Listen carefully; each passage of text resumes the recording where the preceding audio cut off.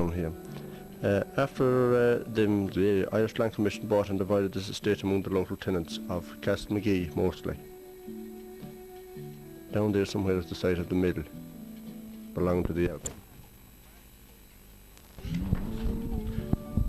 This is the northern end of the townland now, and that's Johnny Bard's house. And we're looking back towards the fairgreen of Rathfran. That's right. And that's from inside the fairgreen wall now, from Barra's house. We're out again now. We're out. Oh yeah, the building was held inside there, inside that wall. That's it. Which is also the boundary wall, isn't it? It is, yeah. And that's where the building was held now in here. Yeah, and that's the townland boundary then all the way down. Yeah, the wall was down there and runs way up to the left.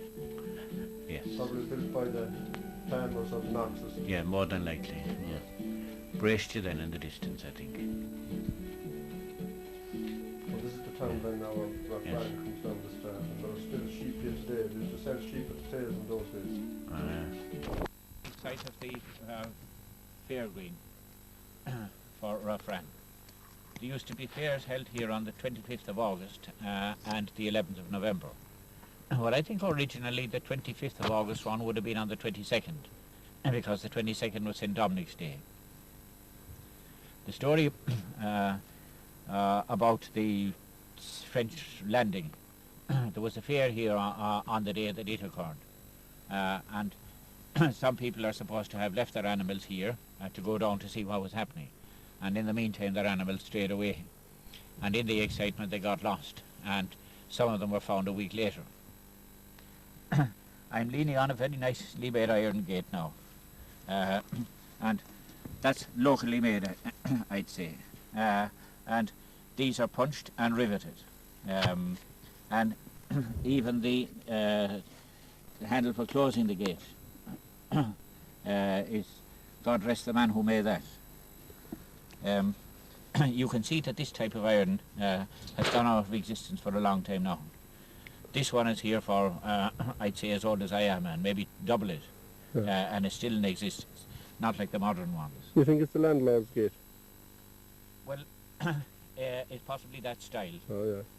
Now, all I'm saying is that the material it's made out of, and the way that it's made, are special, I think. The date you could only guess. Oh, it says we're older than what you were. Ah, yes, well, yeah. Even back to the time, because I'd say these walls were built by probably the Knoxes. Oh, yes. Was it the McCormicks? Well, the Knoxes were here once, there's McCormicks too. Yeah, well, it would have started, I'd say, with the Palmers now, probably. Yeah. And that would be, I think 1685 was the first of the Palmers to come to this part of the country. Yeah. And Thomas Palmer then came here, say, early in the 17th century. Sorry, 18th 18th century. Yeah, yeah. And then after 1670. No, wait a minute, let me go back on that again. I think it's 1585. No, 1685, that's yeah. right. Yeah, and his son then, Thomas Palmer, came over here. That's right. Yeah. And then after that there would be the Knoxes, and then I think the McCormicks and Palmers and whatever. Right. Later on. Changed hands a number of times Yeah, then. yeah. There would be a sight of Kilcummin Bay from here. Well, they would, especially From the hilltop way over, yeah. Yes. Yeah. And people who are used to making their living from the sea would nearly always look in that direction. If Yeah. you notice the fishermen, when they're relaxing, they're always facing the sea near. Yeah. Giving them an idea of the weather and a lot of things. Right. Yeah. This national monument is in the care of the Commissioners of the Public Works, by the station of the provisions of the National Monuments Act. Public are requested to aid the Commissioners in preserving it.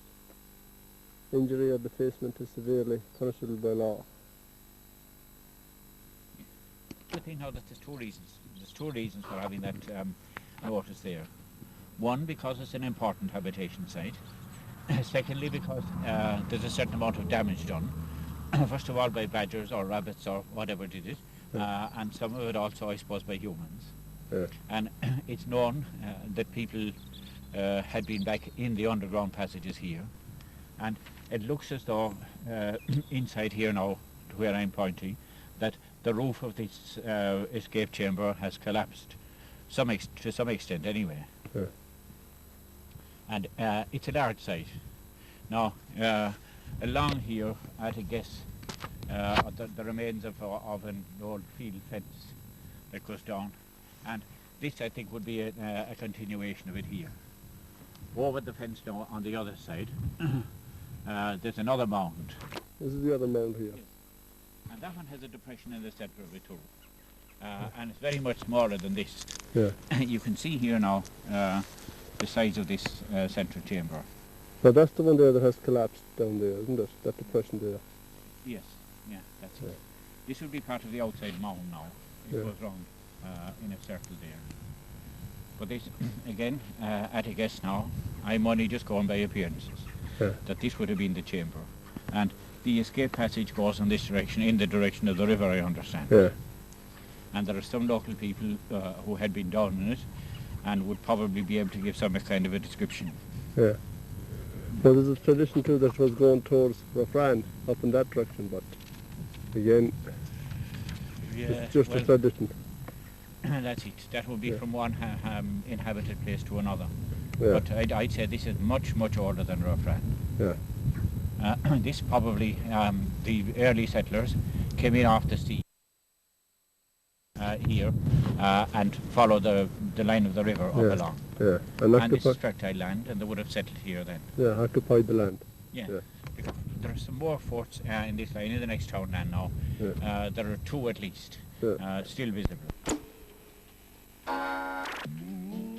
This is the northeast end of Rathfran, and out there is Island of the Pike, or Castlemagee as they call it. Yeah, that's right. We came down from the Fairgreen down to look at that fort. That's a national monument. Yeah. The big fort, you can see the extent of it here. Yes.